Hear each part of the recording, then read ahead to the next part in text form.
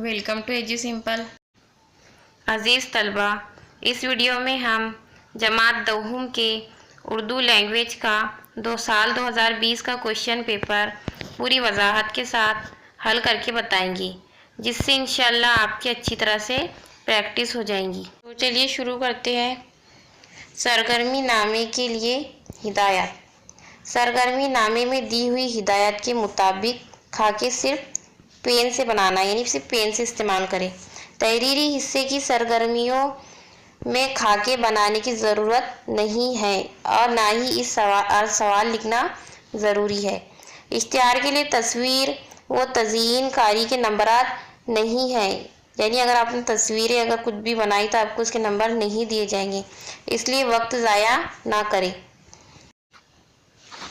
तीसरा पॉइंट है सरगर्मी नामे के मारूजी सरगर्मियाँ यानी कि ऑब्जेक्टिव टाइप क्वेश्चन, कवायद पर मबनी यानी जो भी ग्रामर है।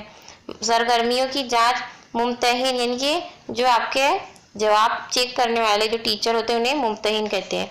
हिदायत के ऐन मुताबिक करता है, यानी हिदायत के मुताबिक करता है, इसलिए हिदायत को बगौर पढ़े, यानी हिदायत को पढ़ना उसे समझना ज़रूरी है। अगला है सरगर्मी नामे की तहरीर हिस्सा जांचते वक्त मुम्तहिन आपकी तहरीरी महारत, यानी आपकी लिखने की महारत, मौसिर अंदाज़े बयान, यानी किस तरह से आपने बयान किया है, पुरकशिश ख़यालात, मुनासिब अल्फाज, जुमलों का तसलसल, बरमहल मौजू अशआर, मुहावरे कहावतें, बोली का सही इस्तेमाल, इमला वगैरह पर खुसूसी तवज्जो देते हुए नंबर तफवीज़ करता है। यानी इन सभी पॉइंट की बुनियाद पर आपको नंबर दिए जाएंगे। 5वां पॉइंट है खुशखती और सफाई का ख्याल रखिए। चलिए देखते हैं हिस्सा 1 नस्र। कुल नंबरात है 18। 1 का अलिफ।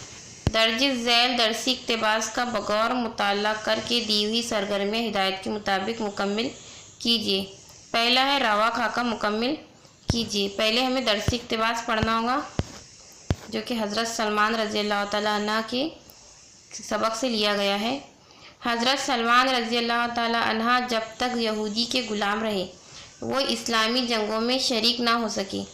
रसूल अकरम सल्लल्लाहु अलैहि वसल्लम ने 300 खजूर के दरख्तों और 40 औकिया सोना मुआवजा देकर हज़रत सुलेमान को आज़ाद करा लिया। अब वो जंगों में अपनी सलाहियतों का आज़ादाना इस्तेमाल करने लगे। मुशरिकीन मक्का और यहूदियों ने मिलकर जब मदीने पर हमले की तैयारियां शुरू की, इस वक्त मदीने को दुश्मनों से महफूज रखने के लिए हज़रत सलमान फ़ारसी रज़ी अल्लाह ताला अन्हा ने शहर के गिर्द खंदक खोदने का मशवरा दिया, जिसे आप सल्लल्लाहु अलैहि वसल्लम ने पसंद फरमाया। खंदक खोदी गई जो इतनी गहरी और चौड़ी थी कि दुश्मनों के घोड़े भी उसे पार नहीं कर सके और उन्हें पसपा होना पड़ा। खंदक की खुदाई की वजह से इस गज़वे को गज़वे खंदक कहा जाता है। इस जंग के बाद हज़रत सलमान मुख्तलिफ जंगों में शरीक होते रहे। ताइफ की जंग में इनकी ईमा पर मुसलमानों की जानिब से मुंजनिक का इस्तेमाल हुआ। हज़रत अबू बकर रज़ी अल्लाह ताला अन्हा और हज़रत उमर फ़ारूक रज़ी अल्लाह ताला अन्हा की खिलाफत के दौर में भी हज़रत सलमान फ़ारसी ने बहुत से जंगी कारनामे अंजाम दिए।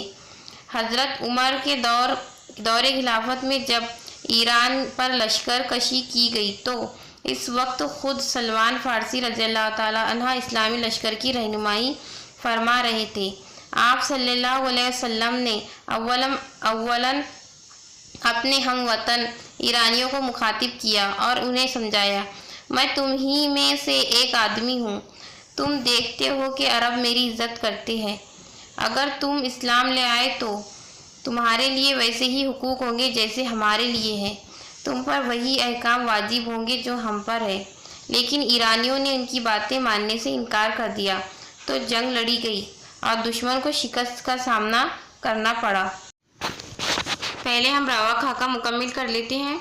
खाली जगह के दौरे खिलाफत में जब अभी हमने पैराग्राफ में पढ़ा उमर फ़ारूक के दौरे खिलाफत में खाली जगह पर लश्कर कशी की गई, ईरान पर लश्कर कशी की गई। इस वक्त खुद सलमान फ़ारसी रज़ी अल्लाह ताला अन्हा इस्लामी लश्कर की रहनुमाई फरमा रहे थे। तो इसका जवाब हमें यही मिल जाएगा। देखिए اس کا جواب ہے یہاں سے فرما رہے تھے۔ دوسرا سوال ہے کہ حضرت سلمان فارسی رضی اللہ تعالیٰ عنہ نے ایرانیوں کو جن الفاظ میں مخاطب کیا اسے اپنے الفاظ میں بیان کیجیے۔ یاد رکھیے ہمیں جیسا کو ویسا پیراگراف میں سے نہیں لکھنا ہے بلکہ اپنے الفاظ میں بیان کرنا ہے۔ تو اس کا جواب ہم کیسے لکھیں گے؟ اس کا جواب ہم اس طرح لکھیں گے کہ سلمان فارسی رضی اللہ تعالیٰ عنہ نے ایرانیوں سے کہا کہ میں تم لوگوں جیسا ہی ایک آدمی ہوں۔ تم دیکھتے ہو کہ عرب میری عزت کرتے ہیں، اگر تم بھی ایمان لے آئے تو تمہارے لیے بھی وہی حقوق ہوں گے جو ہمارے لیے ہے، تم پر بھی وہی احکام واجب ہوں گے جو ہم پر ہے۔ تیسرا ہے حضرت سلمان فارسی رضی اللہ تعالیٰ عنہ نے خندق کھودنے کا جو مشورہ دیا اس کے بارے میں اپنی رائے دیجیے۔ آپ کو اپنی رائے بتانی ہے۔ 3 نمبر کا کوشچن، اس کا جواب آپ اس طرح لکھیں گے: مشرکین مکہ اور یہودیوں نے جب مدینے پر حملے کی تیاریاں شروع کی اس وقت سلمان فارسی نے شہر کے گرد خندق بنانے کا مشورہ دیا تاکہ مدینے کی دشمنوں سے حفاظت ہو سکے، جو یقیناً قابل تعریف ہے۔ اس سے ان کی دانشوری یعنی عقل مندی کا پتہ چلتا ہے جسے آپ صلی اللہ علیہ وسلم نے بھی پسند فرمایا۔ بے میں ہے درج ذیل درسی اقتباس کو بغور مطالعہ کر کے دی ہوئی سرگرمیاں ہدایت کے مطابق مکمل کیجیے۔ تو اقتباس پہلے پڑھ لیتے ہیں ہم۔ طیارہ اپنے آہنی پروں کو پھیلائے زمین کے سپاٹ سینے پر آہستہ آہستہ چل رہا تھا۔ رفتہ رفتہ اس کی رفتار تیز ہو رہی تھی، پھر دور تک پھیلے ہوئے رن وے سے ایک لمبی جست لگا کر وہ فضاؤں میں پرواز کرنے لگا، یعنی اوپر اٹھنے لگا، اور اوپر زمین سے دور ہوتی جا رہی تھی، اور چھوٹی پروین اپنی سیٹ پر سر ٹکائے ہوئے اتنی بڑی زمین کو اتنی چھوٹی ہوتے ہوئے دیکھ رہی تھی۔ وہ زمین جس پر انسانی وجود کا ایک ذرہ ہے وہی اب خود ذرہ بنتی جا رہی تھی۔ طیارہ بادلوں کا نرم سینہ چیرتا ہوا بلند ہوتا جا رہا تھا۔ بادلوں کے سمندر میں ڈوب کر زمین لاپتہ ہو گئی تھی، جس سے دور یہ ایک نیا جہاں تھا، یہ خلاؤں کا جہاں تھا، پر اسرار، خاموش اور آوازوں کی گونج جسے پروین سن رہی تھی۔ زمین سے دور اس نئے جہاں میں آ کر دل کی عجیب کیفیت تھی جس کا کوئی نام نہ تھا، ایک انوکھا سا احساس تھا، ایک طفلانہ خواہش تھی کھڑکی سے بادلوں کی آغوش میں کود جانے کی۔ آج وہ طیارے میں اڑ رہی تھی اور زمین کے اس حصے پر قدم رکھنے جا رہی تھی جسے اس نے صرف تصویروں میں دیکھا، جہاں کی سچی کہانیاں کتابوں میں پڑھی تھی، جہاں کا ماضی عبرت ناک تھا، جہاں انسانوں نے انسانوں پر ظلم ڈھائے تھے، جہاں انسانیت منہ چھپائے سسک رہی تھی اور بربریت مسکرا رہی تھی۔ پروین خیالات کے سمندر میں غوطے لگا رہی تھی، ڈوب رہی تھی، ابھر رہی تھی۔ جو ہانس برگ پہنچنے میں 10 گھنٹے باقی تھے، پروین کی شریک حیات وارث اور بیٹے فراز کی آنکھیں نیند میں ڈوبی ہوئی تھیں۔ پروین کی پلکیں بھی بوجھل ہو رہی تھیں۔ جب اس کی آنکھ کھلی تو منزل قریب تھی، طیارہ نیچے اتر رہا تھا، زمین قریب، لکیروں پر رینگتی چوٹیاں بڑی بڑی گاڑیاں بن رہی تھیں، چھوٹی چھوٹی ڈبیاں عالی شان عمارتوں میں تبدیل ہو رہی تھیں۔ زمین کا سینہ پھیلتا جا رہا تھا اور پروین کے دل کی دھڑکنیں تیز ہوتی جا رہی تھیں۔ وہ اس سرزمین پر قدم رکھنے والی تھی جہاں کی مٹی ذرے ذرے میں ماضی کا دکھ بھری کہانیاں ہیں، وہ سرزمین جسے کہا جاتا ہے کہ ایک ملک میں ایک دنیا آباد ہے۔ پہلا کوشچن دیکھتے ہیں۔ جنوبی افریقہ سے متعلق مصنفہ کے خیالات کا رواں خاکہ مکمل کیجیے۔ آج زمیں کے اس حصے پر قدم رکھنے جا رہی تھی جسے خالی جگہ دیکھا تھا، خالی جگہ پڑی تھی، جہاں کا ماضی خالی جگہ سسک رہی تھی۔ تو اس کا جواب اسی پیراگراف میں موجود ہے۔ دیکھیے اس کا جواب شروع ہوتا ہے، زمین کے اس حصے پر قدم رکھنے جا رہی تھی جسے اس نے صرف تصویروں میں دیکھا تھا، جہاں کی سچی کہانیاں کتابوں میں پڑھی تھی، جہاں کا ماضی عبرتناک تھا، جہاں انسانوں نے انسانوں پر ظلم ڈھائے تھے، جہاں انسانیت منہ چھپائے سسک رہی تھی۔ اس سے آپ کو روا خاکہ مکمل کرنا ہے۔ دوسرا سوال ہے، طیارے کی اڑان بھرنے کے منظر کشی اپنے الفاظ میں لکھیں۔ 2 نمبر کا سوال ہے، اپنے الفاظ میں اس طرح لکھیں گے، طیارہ اپنے پروں کو پھیلائے ہموار زمین پر چل رہا تھا، دھیرے دھیرے اس کی رفتار بڑھ رہی تھی، پھر وہ دور تک پھیلے ہوئے رن وے سے ایک لمبی جست لگا کر ہوا میں اڑنے لگا، اوپر اور اوپر زمین سے دور اور بادلوں کی طرف بڑھنے لگا۔ عزیز طلباء، کیونکہ 2 نمبر کا سوال ہے اس لیے ہمیں زیادہ سے زیادہ بڑا نہیں لکھنا ہے۔ تیسرا ہے، پروین کے دل کی کیفیت پر اپنے تاثرات بیان کیجیے۔ 3 نمبر کا کوشچن ہے، اپنے الفاظ میں اس طرح لکھیں گے، پروین اپنے سیٹ پر سر ٹکائے ہوئے اتنی بڑی زمین کو چھوٹا ہوتے ہوئے دیکھ رہی تھی۔ جب طیارہ بادلوں میں چلا گیا تو پروین کو خلاؤں کے جہاز جیسا محسوس ہوا۔ پراسرار خاموش آواز کی گونج اسے سنائی دے رہی تھی۔ زمین سے دور ایک نئے جہاں میں اس کی عجیب کیفیت تھی۔ اس کا دل کر رہا تھا کہ کھڑکی سے بادلوں کے آغوش میں کود جائے۔ اگلا ہے ج، درج ذیل غیر درسی اقتباس، غیر درسی یعنی کہ یہ آپ کی درسی کتاب سے نہیں لیا گیا ہے، کا بغور مطالعہ کر کے دی ہوئی سرگرمیاں ہدایت کے مطابق مکمل کیجیے۔ ذیل کا شفقی خاکے مکمل کیجیے۔ اس کے لیے پہلے ہمیں کیا کرنا ہوگا؟ اقتباس پڑھنا ہوگا۔ ہر صبح میرے گھر کے سامنے سبزی فروش اپنی ریڑھی لگا کر صدا لگاتا ہے، یعنی آواز لگاتا ہے، بیگن لے لو، آلو لے لو، ٹماٹر، پیاز، گوبھی۔ حسرت سے میرا جی چاہتا ہے کہ کاش کبھی ایسا ہو جائے، سبزی فروش کی صدا سنائی دے، دیوان غالب لے لو، ٹیگور کی گیتانجلی لے لو، فیض ساحر، حسرت کا کلام۔ ایک دن سبزی فروش کے سامنے میں نے اپنی زرعی تجویز پیش کی تو وہ مجھے شاید احمق سمجھ کر کہنے لگا، بابو صاحب، غالب اور ٹیگور کوئی عورت نہیں خریدتی مگر بیگن اور آلو خرید لیتی ہے، اور آپ جانیے یہ میری روٹی روزی کا دھندا ہے، اور سچ پوچھے تو بیگن اور آلو کے مقابلے پر ٹیگور اور غالب کی واقعیت ہی کیا ہے۔ میں نے مزید معلوم کیا تو پتہ چلا کہ وہ سبزی بیچنے والا BA پاس تھا، ملازمت نہ ملی اور MA کے ڈگری یافتوں تک کو نہیں ملتی، تو اس نے سبزی بیچنے والوں کا پیشہ اختیار کر لیا۔ اعلیٰ تعلیم نے اسے سماج کا اقتصادی شعور عطا کر دیا تھا کہ لوگوں کی ماہانہ بچت میں آلو گوبھی خریدنے کی آئٹم تو رکھی جاتی ہے، کتاب خریدنے کی نہیں۔ کتاب ایک ایسی آئٹم ہے کہ خرید لی جائے تو بیکار پڑی رہتی ہے، کتاب سے تو سبزی تک نہیں پکائی جاتی، اس لیے جس آئٹم کا کوئی مصروف نہ ہو اسے خریدنے کا کیا فائدہ۔ اب دیکھیے پہلا، ذیل کا شفقی خاکہ مکمل کیجیے۔ کیا لکھا ہے؟ سبزی فروش کی صدا، یعنی صدا لگاتے ہوئے کیا کیا کہتا تھا، جس کا جواب ہوگا ایک خاکے میں آپ کو لکھنا ہے بیگن لے لو، آلو لے لو، ٹماٹر، پیاز، گوبھی۔ یہ چاروں آوازیں جو لگاتا تھا آپ کو ان چاروں خانوں میں لکھنا ہے۔ دوسرا سوال ہے، اعلیٰ تعلیم یافتہ ہونے کے باوجود سبزی فروخت کرنے کے فیصلے پر اپنی رائے دیجیے۔ دیکھیں یہاں آپ کو اپنی رائے بتانی ہے کہ آپ کی کیا رائے ہے، کیا اس نے سبزی فروخت کرنے کا جو اس کا فیصلہ تھا صحیح تھا یا غلط تھا، آپ اگر ان کی جگہ ہوتے تو کیا کرتے۔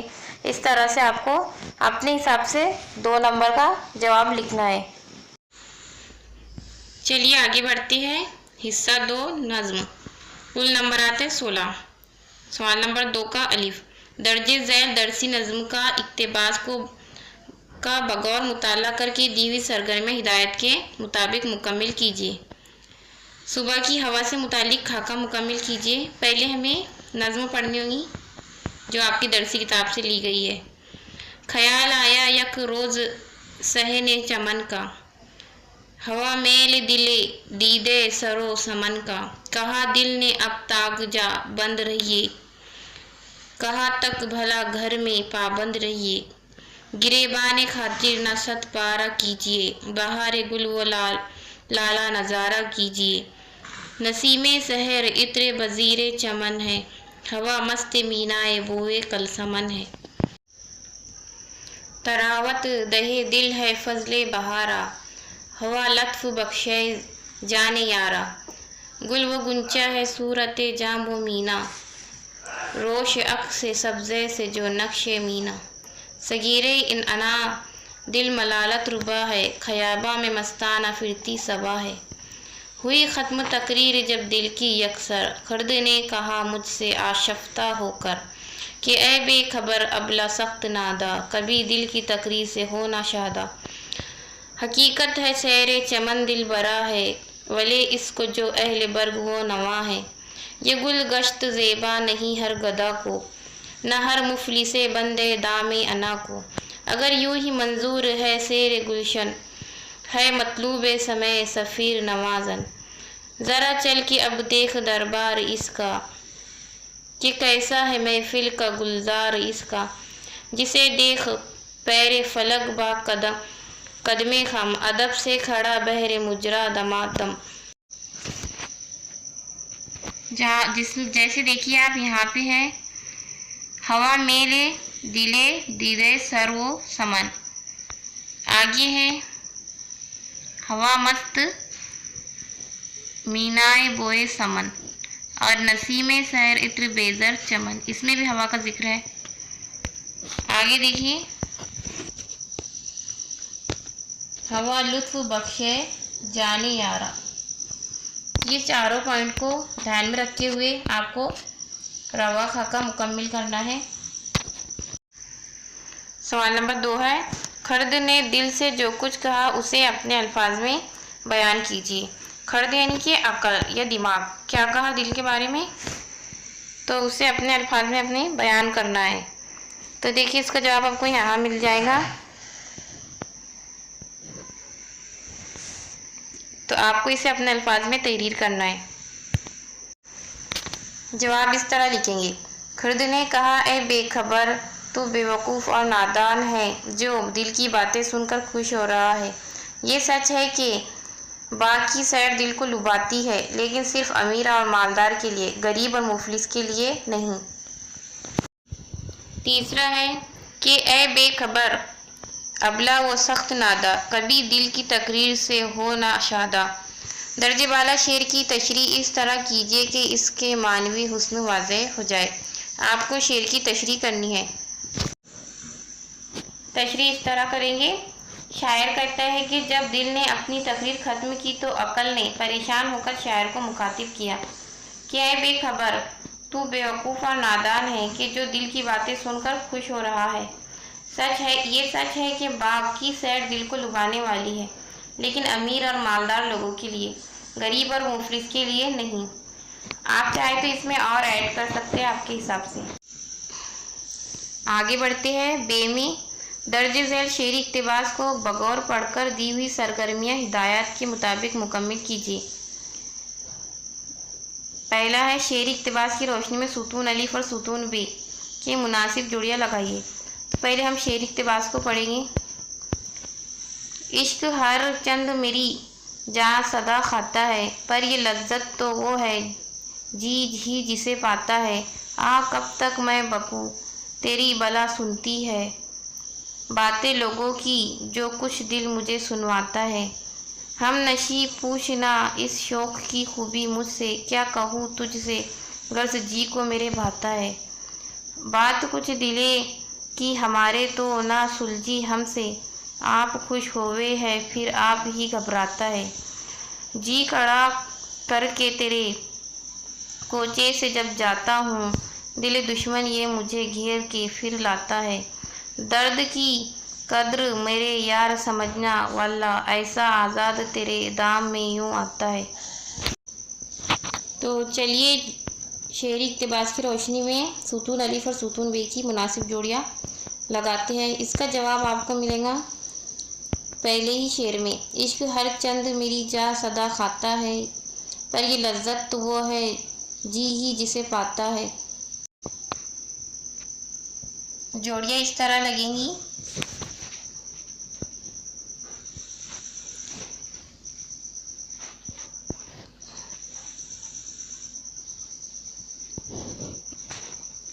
اور شوق کی جی کو بھاتا ہے۔ سوال نمبر 2 ہے، عشق سے متعلق شاعر کے احساسات اپنے الفاظ میں تحریر کیجیے۔ یعنی شاعر کے جو بھی احساسات ہیں عشق کے بارے میں اسے آپ کو اپنے الفاظ میں لکھنا ہے۔ 2 نمبر کا سوال ہے۔ اس طرح لکھیں گے جواب: شاعر کے مطابق میرا عشق ہمیشہ مجھے تکلیف دیتا ہے، چاہے میں جس حال میں رہوں مجھے دکھ پہنچاتا ہے، لیکن پھر بھی اس کی لذت مجھے پسند ہے، یہ لذت ہی تو ہے جو میرا دل پاتا ہے۔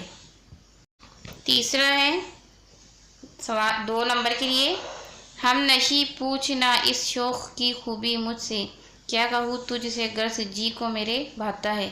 مندرجہ بالا شعر کا مطلب اس طرح بیان کیجیے کہ شعر کا حسن واضح ہو جائے۔ اس کی آپ کو تشریح کرنی ہے اپنے الفاظ میں۔ اس طرح کریں گے تشریح: شاعر بڑی بے باکی سے اپنے محبوب سے مخاطب ہو کر کہتا ہے کہ میرے ہم نشی نہ پوچھ کہ میرے عشق کی خوبی کیا ہے، یہ مجھے غم، دکھ اور درد میں بھی خوشی کا احساس دلاتا ہے، اس لیے میرے دل کو بہت بھاتا ہے۔ آگے بڑھتے ہیں جیم میں۔ درج ذیل شعری اقتباس کا بغور مطالعہ کر کے استحسان کلام کے سرگرمیاں ہدایت کے مطابق مکمل کیجیے۔ خاکہ مکمل کیجیے۔ پہلے ہمیں شعری اقتباس کو پڑھنا ہوگا۔ نظیر یار کی ہم نے جو کل ضیافت کی ہے، پکایا گرز منگا کر پلاؤ اور کلیا، 100 یار آپ نہ آیا رقیب کو بھیجا، ہزار حیف ہم ایسے نصیب کے بھلیا، ادھر تو قرض ہوا اور ادھر نہ آیا یار، پکائی کھیر تھی قسمت سے ہو گیا دلیا۔ تو چلیے خاکہ مکمل کرتے ہیں۔ پہلا ہے پکوان، تو آپ کو یہاں ان پکوان کے نام لکھنے ہیں جو شاعر نے لکھے ہیں، جیسے کہ یہاں ہے پلاؤ، کلیا اور کھیر۔ کھیر کا ذکر یہاں ہوا ہے، تو یہ تینوں پکوان کا نام آپ کو اس خاکے میں لکھنے ہیں۔ دوسری طرف ہے صنف، تو یہ شاعری کی کون سی صنف ہے؟ یہ نظم ہے کتا، جو کہ آپ کی درسی کتاب سے لی گئی ہے، جس کے شاعر ہے نذیر اکبر آبادی۔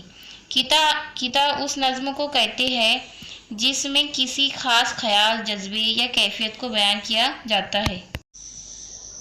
دوسرا سوال ہے شعری اقتباس کا موضوع اپنے الفاظ میں لکھیے۔ تو یہاں پر موضوع کیا ہے؟ ضیافت، یعنی کہ دعوت، کہ شاعر نے اپنے یار یعنی کہ دوست کی دعوت کی، جس کے لیے یار لفظ استعمال کیا ہے، تو یہ اس کا موضوع ہے، اسے آپ کو اپنے الفاظ میں لکھنا ہے۔ آگے بڑھتے ہیں حصہ 3 اضافی مطالعہ۔ کل نمبرات ہے 6۔ درج ذیل سرگرمیوں میں سے کوئی 2 سرگرمیاں ہدایت کے مطابق مکمل کیجیے۔ پہلا ہے خلیفہ کے موصل کے سوداگر کا بھیس بدلنے کی وجہ لکھیے۔ تو دیکھیے خلیفہ کا موصل کے سوداگر کا بھیس بدلنے کی وجہ کیا تھی؟ خلیفہ کے موصل کے سوداگر کا بھیس بدلنے کی وجہ یہ تھی کہ خلیفہ اپنی رعایا کے حالات سے واقف رہنا چاہتے تھے تاکہ ان کی تکلیفوں کو دور کر سکے۔ دوسرا ہے ابوالحسن کے قید خانے کے واقعے کو مختصر لکھیے۔ اس کا جواب اس طرح لکھیں گے: ابوالحسن کی خواہش کو پورا کرنے کے لیے ہارون رشید نے اسے ایک دن کا خلیفہ بنا دیا تھا۔ ابوالحسن نے خلیفہ کی حیثیت سے اپنے محلے کے امیر آدمی اور اس کے گروہ کو 100 کوڑے مارنے کا حکم دیا تھا اور ابوالحسن کی والدہ کو 1000 اشرفیہ دینے کی ہدایت کی تھی۔ رات میں اسے بے ہوشی کے حالت میں اس کے گھر پہنچا دیا گیا۔ صبح اٹھنے پر وہ اپنے آپ کو خلیفہ ہی سمجھ رہا تھا۔ जब उसे पता चला कि इसके दोनों हुक्मों की तामील हुई है तो उसे यकीन हो गया कि वो अमीरुल मोमिनीन है। इसने अपनी वालिदा और पड़ोसियों को ये बात मानने से इनकार कर दिया कि वकील अबुल हसन है। वो पड़ोसियों को मारने दौड़ा तो पड़ोसियों ने दारोगा को बुलाया और दारोगा ने जब ये सुना कि वो खुद को अमीरुल मोमिनीन कह रहा है तो दारोगा ने उसे गिरफ्तार करके कैद खाने में डाल दिया। आगे बढ़ते हैं। हिस्सा 4 कवायद। कुल नंबर आता है 16। हिदायत के मुताबिक सरगर्मियाँ मुकम्मल कीजिए। पहला है दर्ज झैल जुमलों में मुफर्रद, मुरक्कब और मखलूत जुमले पहचानिए। 2 नंबर का सवाल है। पहला है हसरत मोहानी अलीगढ़ में ज़ेरे तालीम थे। तो ये जुमला कौन सा होगा? ये मुफर्रद जुमला होगा, क्योंकि इसमें पहले क्या है? हसरत मोहानी। क्योंकि मुफर्रद जुमले में पहले क्या होता है? पहले मुब्तदा होता है और दूसरा होता है खबर। तो इसमें खबर है कि वो अलीगढ़ में ज़ेरे तालीम थे, तो इसका जवाब होगा मुफर्रद जुमला। दूसरा है वो अपनी प्लेट में एक उबला हुआ आलू लेकर बैठ जाता है और छुरियों और कांटों से घंटों उसके परखच्चे उड़ाता रहता है, तो इसका जवाब है मुरक्कब जुमला। मुरक्कब जुमले में 2 आज़ादाना जुमले होते हैं जो और या और किसी चीज़ से जुड़े होते हैं, जैसे कि यहाँ पे और जो 2 जुमलों को जोड़ रहा है। दोनों ही जुमले आज़ादाना है और अपने अपने मानी रखते हैं, इसलिए इसका जवाब होगा मुरक्कब जुमला। दूसरा है दर्ज झैल मुहावरों को जुमलों में इस्तेमाल कीजिए। 2 नंबर का सवाल है। पहला है बेखकनी करना और दूसरा है दिवाला पिट जाना। इसका जवाब आप इस तरह लिखेंगे। पहला है बेखकनी करना। बेखकनी करना यानी ख़त्म करना, जड़ से उखाड़ना। इंसानों ने अपने फ़ायदे के लिए कई कुदरती वसाइल की बेखनी कर दी।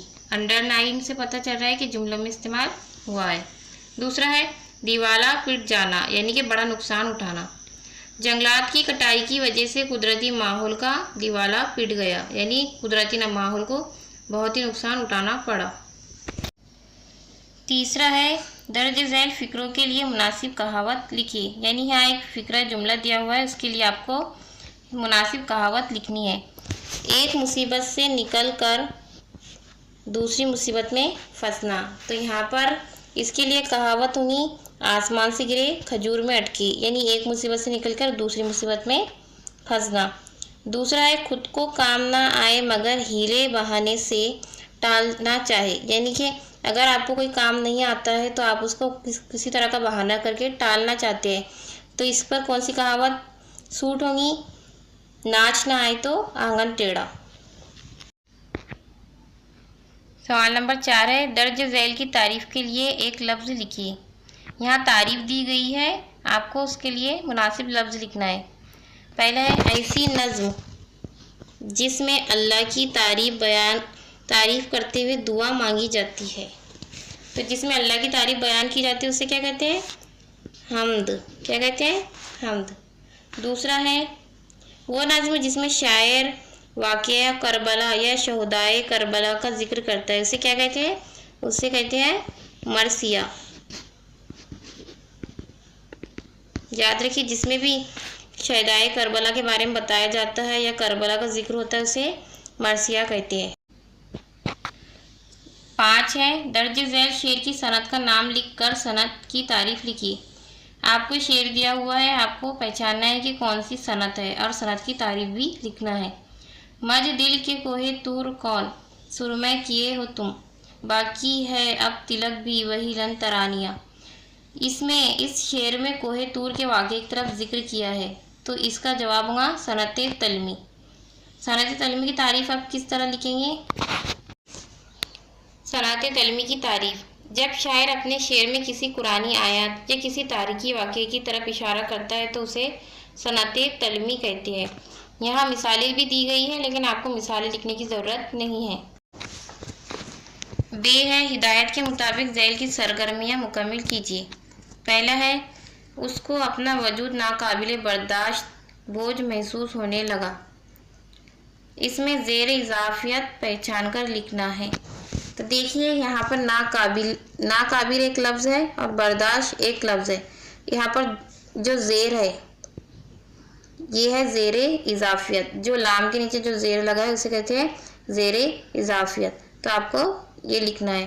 دوسرا ہے حضرت سلمان فارسی تم سے بڑھ کے دین سے واقف ہے. اس میں ہمیں حرف جار پہچاننا ہے. تو یہاں پر حرف جار ہے سے. دوسرا ہے دیے گئے جملے میں مضاف اور مضاف علیہ کی تلاش کر کے لکھیے. جملہ ہے مضامین کے مسودات ان کی آنکھوں کے سامنے نظر آتش کیے گئے. دیکھیے جس کلام میں جیسے کلام میں جسے اسم دیا جاتا ہے یا اس میں ضمیر دیا جاتا ہے تو اسے کیسے ہے مضاف علیہ. اور جس سے تعلق ظاہر کیا جاتا ہے اسے مضاف کہتے ہیں. تو یہاں پر اسم ضمیر کیا ہے ان کی اور آنکھوں کے سامنے نظر آتش کیے گئے. تو یہ کیا ہوگا مضاف. یعنی پہلا مضاف علیہ اور دوسرا ہوگا مضاف. ٹھیک ہے. اگلا ہے نمبر 3 درج ذیل فقروں کے لیے مناسب لفظ تحریر کیجیے. پہلا ہے روح کو تکلیف دینے والی. روح کو تکلیف دینے والے کو کیا کہتے ہیں روح فرسا. دوسرا ہے دور تک پتھر پھینکنے کا آلہ. پرانے زمانے میں جب جنگیں ہوتی تھی تو اس کا استعمال ہوتا تھا دور تک پتھر پھینکنے کے آلے کا. اسے کہتے ہیں منجنیق. نمبر 4 ہے اعراب لگا کر دو مختلف لفظ بنا کر ان کے معنی لکھیے. اعراب یعنی کہ حرکات و سکنات یعنی زبر زیر پیش کو اعراب کہتے ہیں. یہاں پر حروف ہے دال اور لام. اگر اس کے نیچے زیر لگائیں گے تو ہو جائے گا دل اور اگر زبر لگا دیں گے تو ہو جائے گا دل. دل یعنی کہ دل. دل یعنی کہ گروپ. گروپ کو کیا کہتے ہیں دل کہہ سکتے ہیں. ٹھیک ہے. اگلا ہے درج ذیل الفاظ کو مروجہ املے کے مطابق لکھیے. لکھا ہوا ہے کہ سمجھ اور ادھر لکھا ہے کہ نے. سمجھ نے. تو ہمیں سمجھنے کو صحیح املے کی طرح لکھنا ہے. ٹھیک ہے. آگے ہے نمبر 5 پر مناسب سابقہ اور لاحقہ لگا کر ہر ایک سے ایک بامعنی لفظ بنا کر لکھیے. دیکھیے جب کسی لفظ کے آگے دوسرے لفظ کا اضافہ کر کے بامعنی لفظ بنایا جاتا ہے تو اسے کہتے ہیں سابقہ. تو یہاں پر دیا ہوا ہے پہلی پرس. تو اس کے آگے ہمیں ایک لفظ لگائیں گے سر.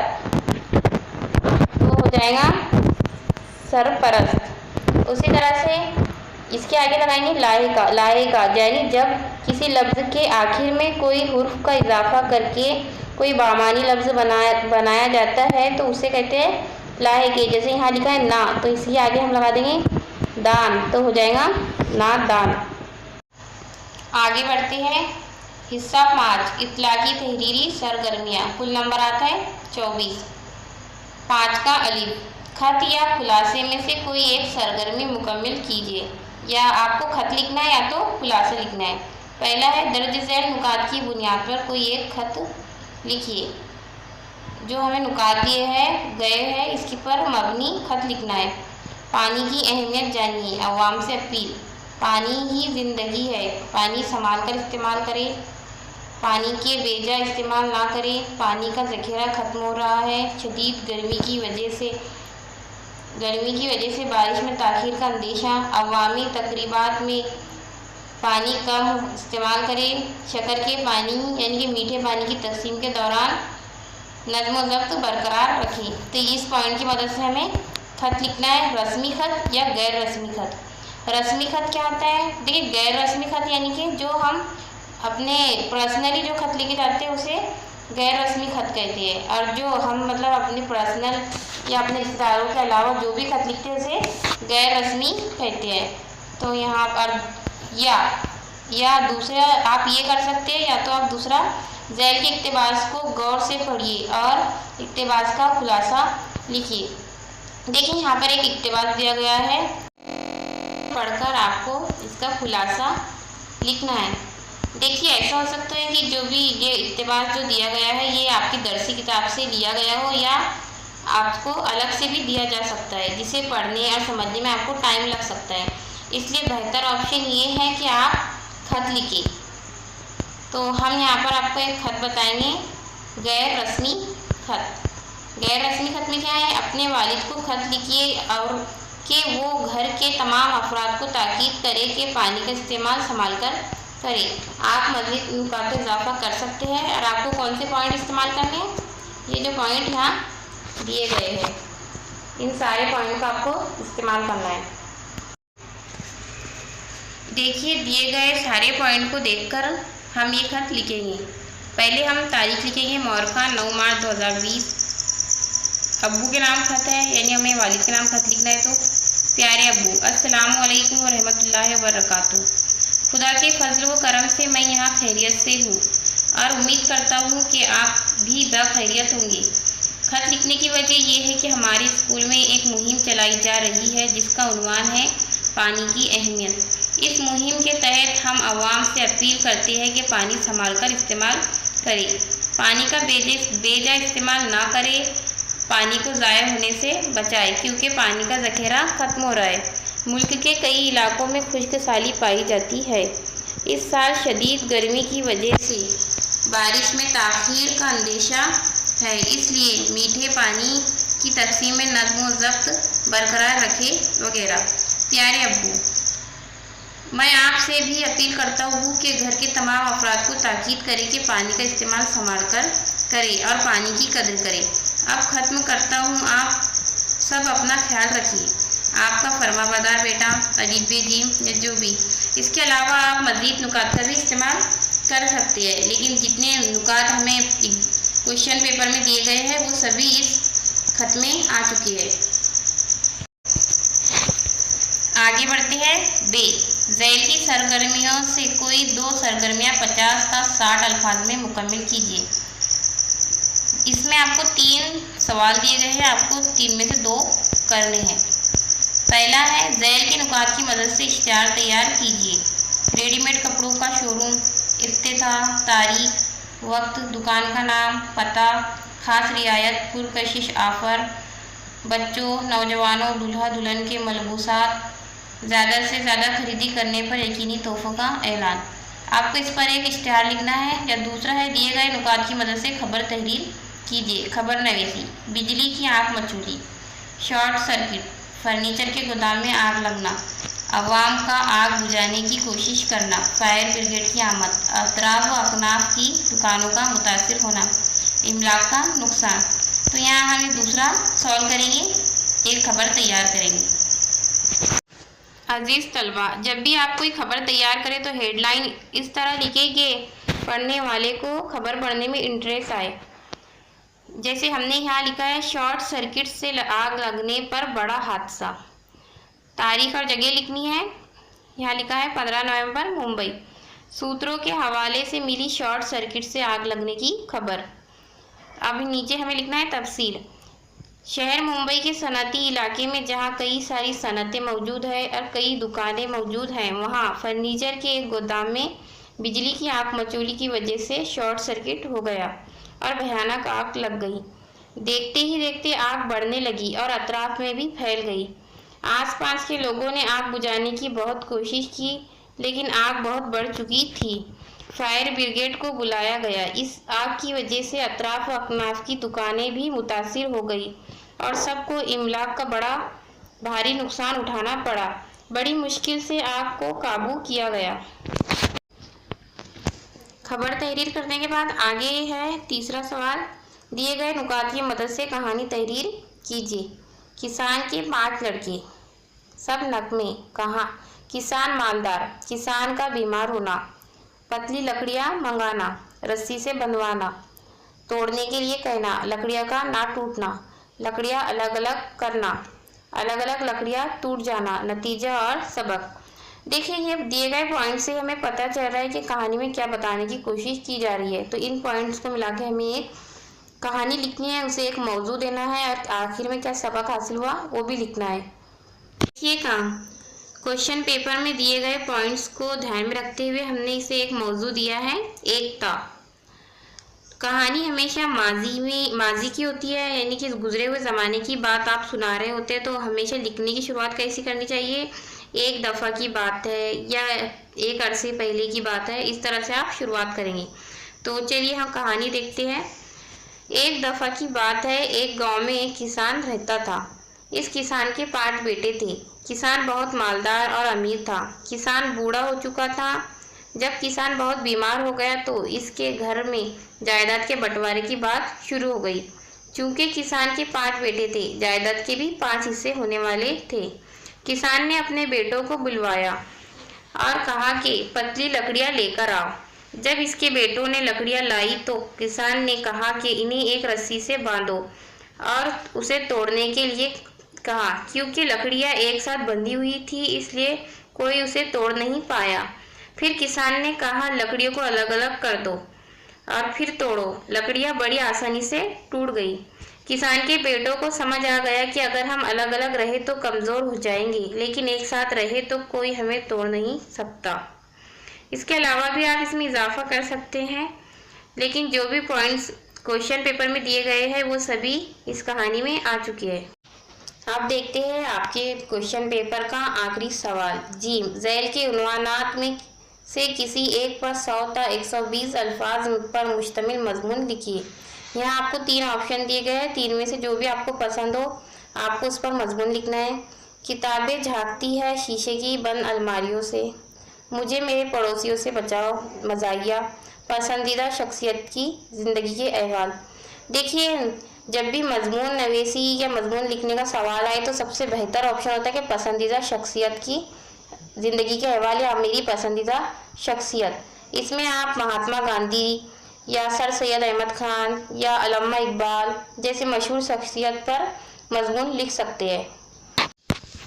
ہم مضمون لکھیں گے علامہ اقبال، مشہور شاعر علامہ اقبال کی زندگی پر۔ پہلے لکھنا ہوگا تعارف۔ علامہ محمد اقبال رحمۃ اللہ علیہ ہمارے عظیم قومی شاعر ہیں۔ آپ 9 نومبر 1877 کو پاکستان کے تاریخی شہر سیالکوٹ میں پیدا ہوئے۔ آپ کے والد محترم کا نام شیخ نور محمد تھا، جو بڑے نیک انسان تھے۔ آپ کی والدہ بھی ایک مذہبی خاتون تھی۔ آپ کے آبا و اجداد کا تعلق کشمیری پنڈتوں کے خاندان سے تھا، جنہوں نے بہت پہلے اسلام قبول کر لیا تھا اور ہجرت کر کے سیالکوٹ میں آباد ہو گئے تھے۔ تعلیم۔ آپ کی ابتدائی تربیت ایک دینی مدرسے سے ہوئی، جس کے بعد آپ سیالکوٹ کے مشن ہائی اسکول میں داخل ہو گئے، جہاں آپ کو سید میر حسن جیسے فاضل اور مشفق استاد ملے۔ مشفق یعنی کہ شفقت کرنے والا۔ انہوں نے آپ کی دینی تربیت کی اور آپ میں مذہبی ذوق پیدا کیا۔ آپ نے میٹرک کا امتحان مشن ہائی اسکول سے پاس کیا اور پھر میرے کالج سیالکوٹ میں داخل ہو گئے، جہاں آپ نے FA کا امتحان پاس کیا اور BA آپ نے گورنمنٹ کالج لاہور سے کیا اور پنجاب بھر میں اول آئے۔ گورنمنٹ کالج لاہور میں آپ کو پروفیسر اورنڈ لیٹ جیسے استاد سے استفادہ کرنے کا موقع ملا۔ MA کرنے کے بعد آپ کچھ عرصے اورینٹل کالج اور پھر گورنمنٹ کالج لاہور میں پروفیسر رہے۔ اس کے بعد اعلیٰ تعلیم کے حصول کے لیے 1905 میں انگلستان روانہ ہو گئے۔ وہاں پر کیمبرج یونیورسٹی سے بارائٹ لاء کی ڈگری حاصل کی اور پھر جرمنی یونیورسٹی سے PhD کی ڈگری حاصل کر کے آپ 1908 میں وطن واپس آ گئے۔ علامہ اقبال کو اپنے استاد پروفیسر اورن لیٹ سے بے پناہ محبت تھی۔ قیام انگلستان کے دوران میں آپ نے پختہ ارادہ کر لیا تھا کہ شعر نہیں کہیں گے، مگر پروفیسر اورن لیٹ کے کہنے پر آپ نے شعر کہنا جاری رکھا۔ جب آپ کو پروفیسر اورن لیٹ کے انتقال کی خبر ملی تو بے ساختہ آپ کی زبان سے یہ الفاظ نکلے: آج اقبال اپنے ایک عظیم دوست اور مشفق استاد سے محروم ہو گیا۔ علامہ اقبال ابتدائی سے بہت سی انفرادی خوبیوں کے مالک تھے۔ ایک مرتبہ مدرسے میں دیر سے پہنچے۔ استاد صاحب نے دیر سے آنے کی وجہ پوچھی تو جواب دیا: اقبال ہمیشہ دیر سے آتا ہے۔ شاگرد کی اس حاضر جوابی پر استاد نے نہ صرف دیر سے آنے کی سزا معاف کر دی بلکہ انعام بھی دیا۔ آپ کو شعر و شاعری سے گہرا شغف تھا۔ آپ کی نظمیں سیاسی جلسوں اور ادبی مجلسوں میں بڑے شوق و جذبے سے پڑھی جاتی تھیں۔ ان کی ابتدائی شاعری فطرت سے پیار اور اپنے ملک سے پیار کو ظاہر کرتی ہے۔ کشمیر جیسی ابتدائی نظموں میں انہوں نے پرندوں، پہاڑوں، ندیوں اور قدرت کے خوبصورت مناظر کے بارے میں لکھا ہے۔ پھر ان کی شاعری زیادہ سے زیادہ پختہ ہوتی چلی گئی۔ اپنی شاعری کے ذریعے انہوں نے سوئی ہوئی قوم کو جگایا۔ انہوں نے ایک شاعر کی حیثیت سے اچھی شہرت حاصل کر لی۔ وہ اپنی 2 نظمیں شکوہ اور جواب شکوہ کے لیے مشہور ہے۔ ان کی سب سے مشہور کتابیں بارنگ درا، بال جبریل اور ضرب کلیم ہیں۔ اقبال گہری مذہبی سوچ کے حامل تھے۔ انہوں نے بچوں کے لیے بھی بہت سی نظمیں لکھی، جس میں بچے کی دعا، ایک پہاڑ اور گلہری اور پرندے کی فریاد مشہور نظمیں ہیں۔